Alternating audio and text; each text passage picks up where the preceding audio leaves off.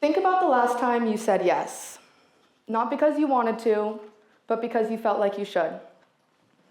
During last spring semester, I knew one more yes would break me. Not dramatically, not visibly, but quietly in a way that would sneak up and consume me like a tidal wave. The thing about burnout is it doesn't yell, it whispers. And for young people and leaders, we're taught that our yes is the key to success. But what if the real beginning of success, self-preservation, and clarity is learning to say no?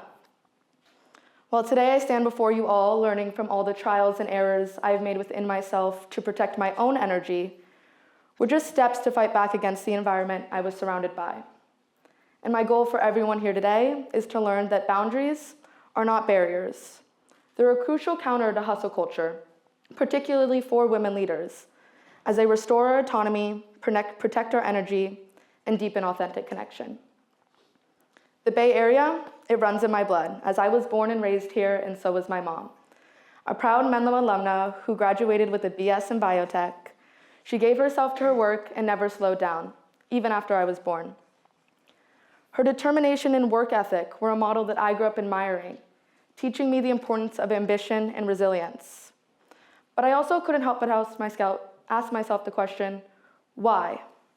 Was it just who she was, or was it the environment she was in?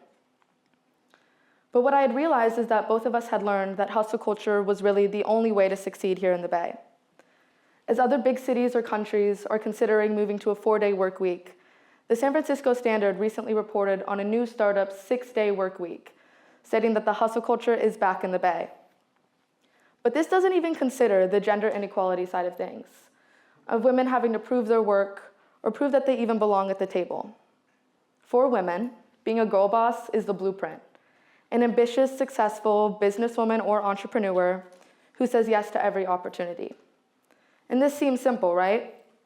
Well, it may not mean anything in comparison to the competition.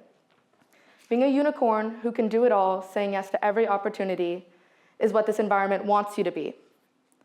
But what hustle culture doesn't tell you is how the accumulation of yes can take a toll. You'd think that everything would feel fulfilling, but in reality, anxiety, inconsistency, missed personal connection, sleep deprivation. And when people see you as a leader, they expect you to be in control. But once you lose that control, that's when the spiral begins. Many small things can contribute to burnout. Your time and energy can be taken up in a group project where others lack, going to an event you aren't passionate about, or being around people who only want to be around you when they need something. But a 2023 paper in the social psychology notes that this mental burden is not shared equally. Women disproportionately take on the role and responsibility of planning, managing, and executing both emotional and logistical aspects of group life, home life, and even in friendships. For example, everyone I know would consider me the mother of their friend group. When you think about your friend group, who takes on that role? Do you know what they're going through? Well, from personal experience, it's so amazing to be the support my friends need and be the family they don't have. But not until recently did I realize I was ignoring myself. I felt that my feelings had to be put on the back burner as my friends were going through something. And then it all came crashing down. I remember sitting in front of my laptop, calendar full, feeling nothing but emptiness. I wasn't proud, I wasn't motivated. My days were just dragging on, and all the energy that I had done to prove to myself was no longer sustainable. There needs to be a turning point, and for me, that was my health. When your mental or physical health begin to deteriorate, it's a clear sign that something needs to change. I was feeling depleted after the smallest tasks. My body was telling me something that my brain had been ignoring for weeks.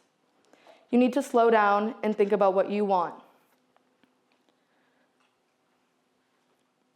We're taught that consent should mean that our yes should be as intentional as our no. But when we strip ourselves of the ability to say no, when we feel pressured to always show up, always be available, always perform, we lose our autonomy. And that isn't consent, it's compliance. I had to learn the hard way, watching my mom work herself into exhaustion, taking on more than her fair share, what it looks like to lose joy in the process. Carrying the weight of my friends' struggles, ignoring my own needs, showed me what it looked like to break quietly. And sitting in front of that laptop, feeling nothing but emptiness, that was my wake-up call. My first no, it felt wrong at first, like I was letting people down. But something amazing happened, and that no created space. Space for rest, for reflection, for clarity, for choosing what truly mattered. So this is the shift that I want you all to sit with. Honoring your own boundaries is inseparable from honoring the boundaries of others. They're two sides of the same coin. When you learn to respect your own no, you're better able to respect the no of others. And when you start to guard your own energy, you're better able to acknowledge when others are guarding theirs.